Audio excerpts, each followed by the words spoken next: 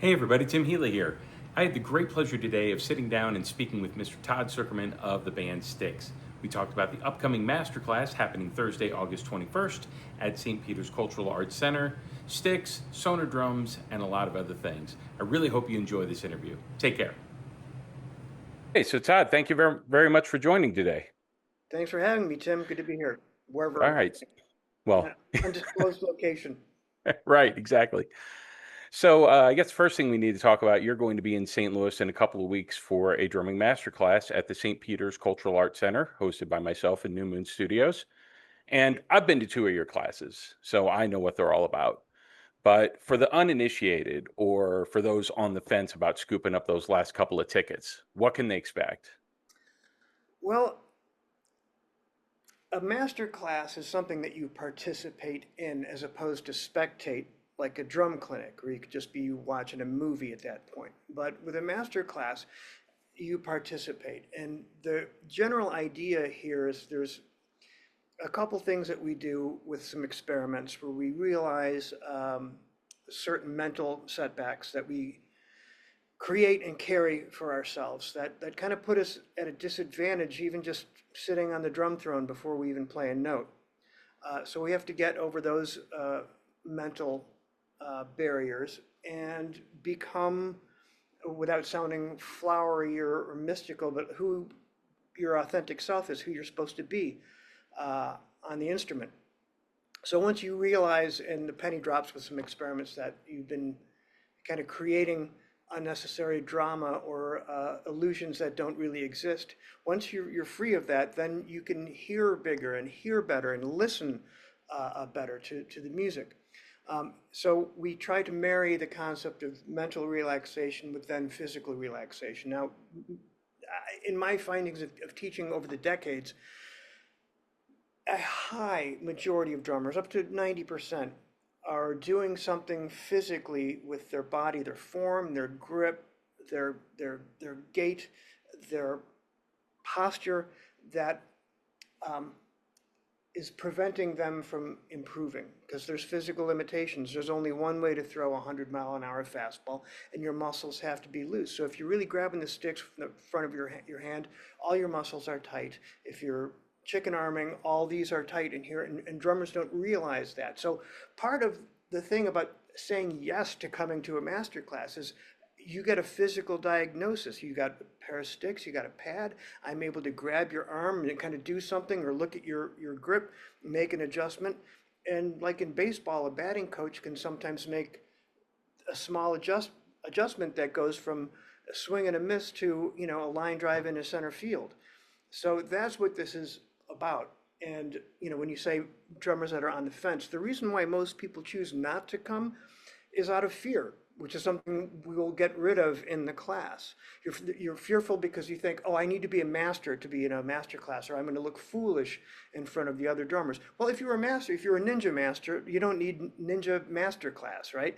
Right. That's just the name of it. So it comes down to saying yes to opportunities to learn not only something, but hopefully a whole lot of things that just might be the difference in your musical life. It just might be the thing that changes everything mentally and physically.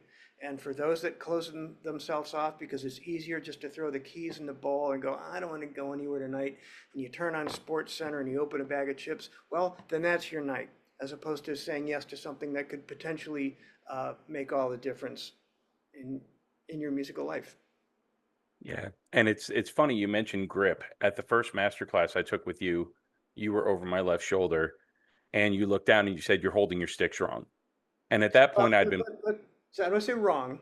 You're holding them at a disadvantage. right, right. And at that point I'd been playing for about 40 years and nobody ever told me that before. And that one adjustment made all the difference in the world. So I personally want to thank you for that. And the funny thing that you actually said was, let me guess, your band teacher played clarinet, and you're really close. It was trumpet. But so thank you very much for that in and of itself. And also, how did you know the band teacher thing? Was it the Pinkies? Um, yes, having tea with King Charles.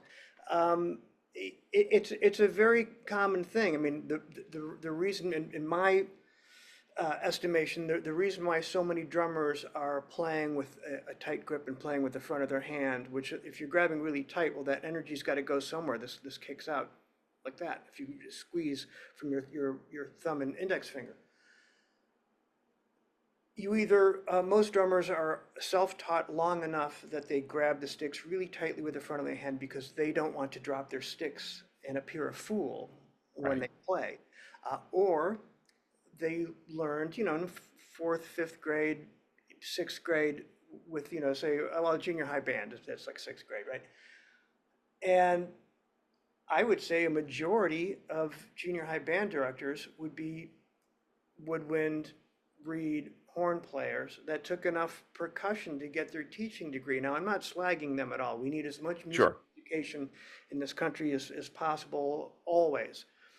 But that's what you get when, as a guy who's just taken just enough percussion and they teach their kids this thing, and then the kid rolls sound like instead of and that's really the difference. At some point, people learn this particular. I'm starting to call it like this open-handed embouchure, where you're able to utilize the fingers opening, almost the way like a jellyfish or a squid would move in water with that perpetual motion. That's where all the fluidity and all the speed and everything that works the way your hand naturally works to avoid injury, carpal tunnel, tendonitis, or whatnot. Because if you grip something really tightly, all your muscles are tight, and now you're doing a repetitive motion for years and decades in an impact absorbing motion, that's going to hinder your ability to play with sort of a mental freedom and clarity because now you're doing this all the time. You're worried about hand cramping. You're worried about dropping your sticks. Go ahead and drop your sticks. Nobody dies when you drop the stick. Exactly. Just have some. Try not to do it a lot, but have some other sticks on either side of you. I mean, I do it all the time. It's kind of funny because it never happens at an opportune time. So No, of course not. you have to become professional. You lose a stick, you lose a stick. No, nobody died, and you got to get over any mental blocks of, oh, I looked like a fool. I'm so stupid. You can't be thinking that when you're playing music. You're flying a plane that commands your full attention. A mistake, an accident is a highway sign that you pass and it's gone. There's nothing you can do about it. But there's a whole highway ahead that commands your full attention. So there's ways that you can train yourself to think in these ways that will just make your drumming and making music, the communal thing of making music with others, such more of a joyful and exhilarating and fulfilling experience. That's fantastic. And I'm a classic overthinker. So I get what you're saying there for sure. Now, I don't want to ask you too many questions that are going to be covered in the masterclass, but you are on the road with Styx. And the following night, the night after the masterclass, you guys are going to be at the Hollywood Casino Amphitheater. And I'm going to drop some ticket information below. There's still a handful of seats left for that. And you all just released a new studio album, Yes, yes, circling from Circle from above. Above. Yeah, Yeah. So I went ahead and I listened to that end to end. It's a great album. thank you. And that's your number 6 with you and Styx, the 6th studio album. Oh gosh, I haven't counted them. And there's been, well, that sounds about right. And there's, various live albums and compilations and re-records and stuff like that. But it's just, I'm really proud of this organization because for a band to release 3 records, The Mission in 2017, Mhm. Crash the Crown in 21, and now Circling from Above, 3 records that are this strong and there's no bluesy nonsense filler. Like they're all, you know, crafted songs, great melodies and lyrics. I don't think there's another band at this stage of the game that's been around as long as Styx has that's released 3 bangers like that. So I'm really proud of what we've done. And if that sounds like I'm boasting, I apologize, but I can't name a band that's come out with 3 records of this quality in the the proverbial Right. twilight of the years of the band. So it's yeah, I don't think anyone's done that. Well, and the other thing is too is that you guys, I saw your opening night of the tour in Greenville, South Carolina. You know, the band still sounds great live. I mean, what's the fountain of youth that you guys are sipping from? Because you know, everything still sounds amazing live. Everybody still sings great. Everybody still plays great. Well, I think Lawrence Gowan and the band coined the phrase, it's the power of 8 o'clock or 9 o'clock. It depends on really what time the show is. But at 8 o'clock, most people over 50 are putting on their sweatpants and their lounge wear and they're kicking their feet up in the lazy boy with a remote control in their hand. And musicians are standing in front of the mirror, putting on clothes and spraying their hair and getting ready to stand in front of a lot of people and do what they've worked on, whatever instrument, for decades and decades. And I think that that keeps, I mean, time's undefeated, but it helps keep you young while we all get to the same place eventually, right? Right. Um, and I really think it's that the camaraderie that we have, uh, the constant striving to have every show be a great show. There's never a phone in. There's never a, well, what happened tonight? It doesn't happen. It's all hands on deck every time, and it doesn't matter if we're in a hot, dusty field in Nebraska or a beautiful theater in New York or an arena or an outdoor shed like Hollywood. The we all have a same goal, and when you have more than two people all agreeing on something, that's a powerful entity, and it's great that the elders in my band have led by example that way, in all ways, and how they comport themselves on stage and off stage. And you've been with Styx now for almost 30 years. Is that right? It's going to be 30 years next year. Yeah, Wow.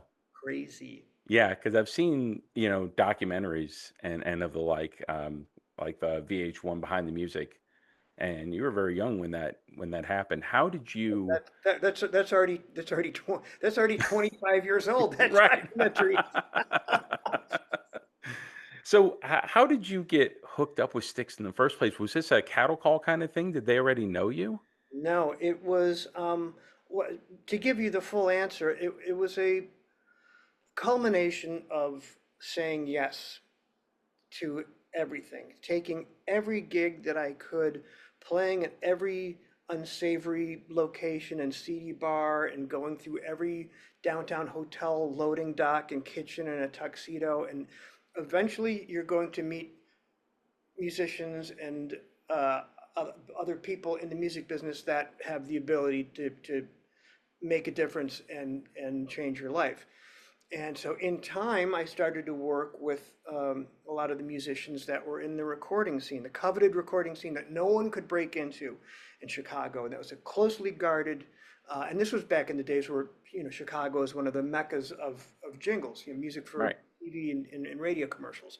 And guys were making, huge, huge dollars doing that. And in time, I broke in and I had a few different musicians recommend me when a producer couldn't get their regular drummer. And in time, those things snowballed. And as that was going on, there's a guy, Keith Marks, who had the Cartage Company in town. So he handled all the gear for all the session musicians. And there were, drum sets and B3s and guitar rigs flying around the city where most of the studios were in a couple block radius of each other, um, right downtown, sort of east of Michigan Avenue. So I ended up employing him. He was my cartage guy. He dealt with all my gear for every session. And he had worked with the band in the past and worked with a couple of the guys on their solo projects. And when they wanted to get together and, well, A&M Records wanted to release a definitive Styx greatest hits. And the song Lady was on Wooden Nickel Records, and there was some thing where they couldn't get the sound rights of some music business publishing hoo ha. And so they thought, well, let's just get together and re record the song. And John Panazzo, Styx's original drummer, was in pretty severe health and couldn't play. So they called Keith and they said, who should we get? And Keith said, oh, you should call Todd Sucherman. He's the guy for it. So I went in and ghost drummed for John on that piece of music, and that was the first time meeting them. Then they called me back a year later in February of '96 to do another piece of music that was going to be on Greatest Hits Volume 2. And not that they weren't nice the first time, but I could tell I was sort of being vetted, like something was going on here. Right. And in my memory, it was James Young, JY, called me, but 2 days later and offered me the summer tour. I said, look, it's still John's gig if he gets better, but would you want to do this? And even though it's sort of financially at the time was a lateral move, because I was doing 20, 30 sessions a month. I'm thinking, why would I ever want to move to New York or LA? But I'd Right. never done a full scale rock tour and with a band whose records I had growing up. So of course I said yes. And I'm glad I did because as technology progressed in the music business, the jingle scene in Chicago, the recording scene was starting to become the Titanic. And it was Right. starting to go, I could feel the boat was going to be slipping. So Styx was a great life raft after achieving my main goal that I wanted to achieve as a musician that had already sort of blossomed by the time I was 25, 26 years old. So, as a young guy, when John unfortunately passed, I mean, that had to be a lot for you to process at that time. But Well, it was socially interesting because when I got the gig, all those guys they're very sharp and they're very bright and they're very quick. mm, And I was a reminder that one of their, well, Chuck is a twin brother, literal right, brother and bandmate, right. is no longer there. So I felt as welcoming and as lovely as everyone was, I still felt like I had to tread lightly. And when when John passed, uh, I made myself kind of scarce for the day, and we were in New York City, and we had a night off, and one of my best friends lived there, so we went out for a whole night walking around, and went to some different bars and whatnot. I came back to the hotel on the Upper East Side, and I walked in, and I heard JY's laugh coming from the bar, and I thought, and I kind of peered in there, and I saw that everyone in the band was sitting at a table. And I thought, do I go in there? Will my presence be a further reminder that John's never coming back? Or do I just kind of slink off to the elevator bank, which is over to the left? And I stood there literally with this, you know, bifurcation of do I make a left or I make a right? And I thought, I'm going to go in and see if I walk into a murky reception or whatever. And I walked into the bar and immediately was like, oh, Todd, here. And they pulled over a chair and they sat and they laughed and they cried and they regaled me with the stories of John. And I think that was the night that I got the proverbial seat at the table. Nice. So literally. So that's how that all happened. And I wouldn't expect anything less. They all seem like very down to earth, classy guys. Yeah, indeed. Yeah.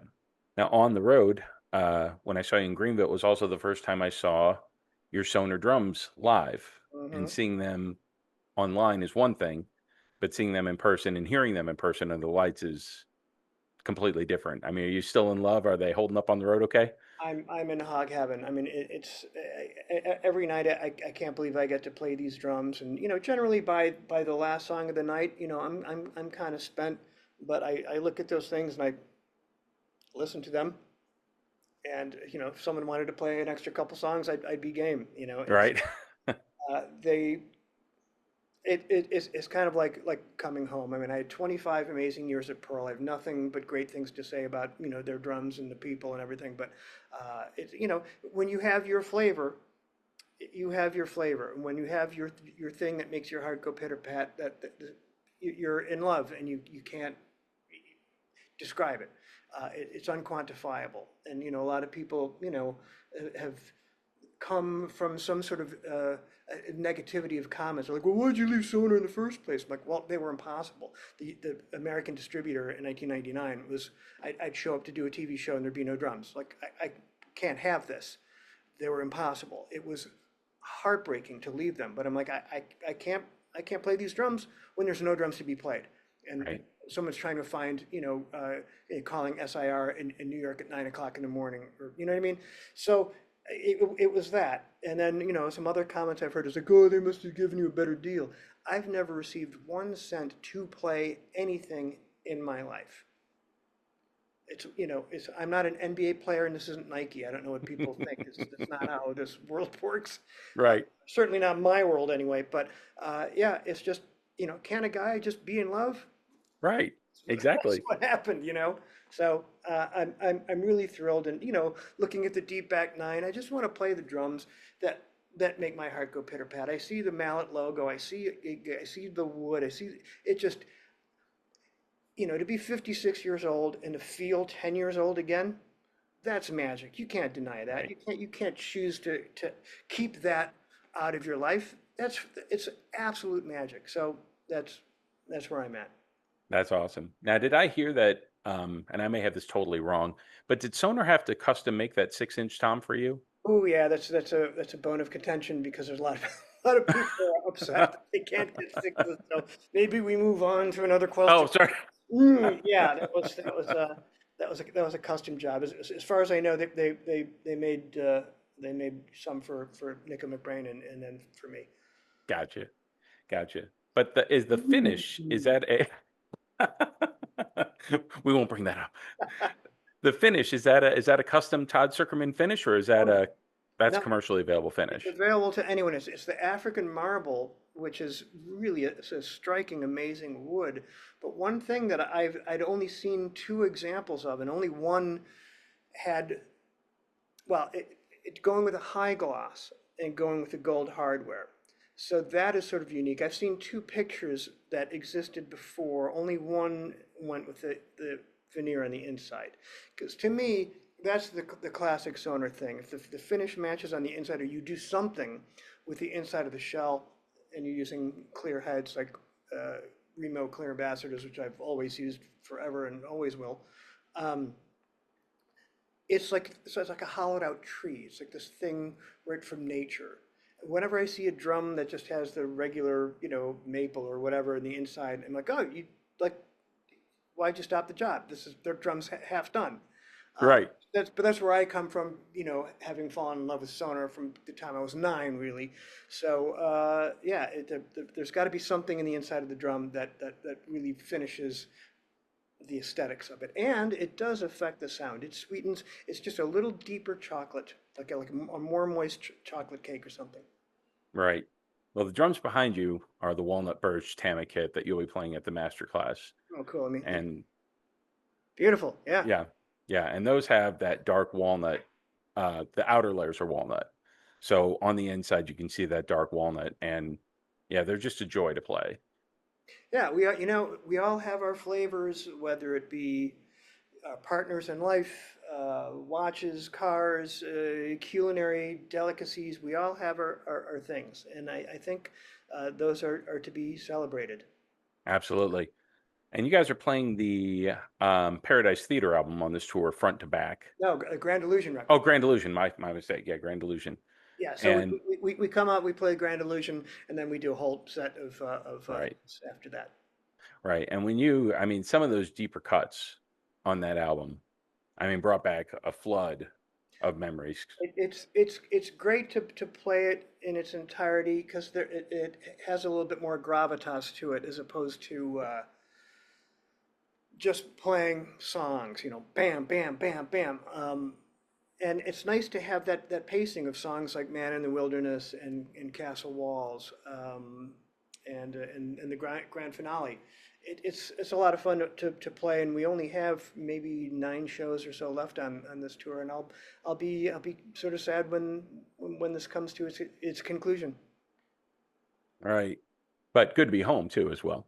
Yes, yeah, that's the dichotomy. It's great to be out here, but you're missing home, and now it's great to be home, but now you're missing performing. So it's everything in life is balance, and that's one of the things that we all have to balance in our. Absolutely. So, when Todd Sucherman is at home, this is always kind of a gotcha question. Does Todd Sucherman take the trash out at home? Oh yes, absolutely. Do a lot of the cooking too. Yes, yeah. Fantastic.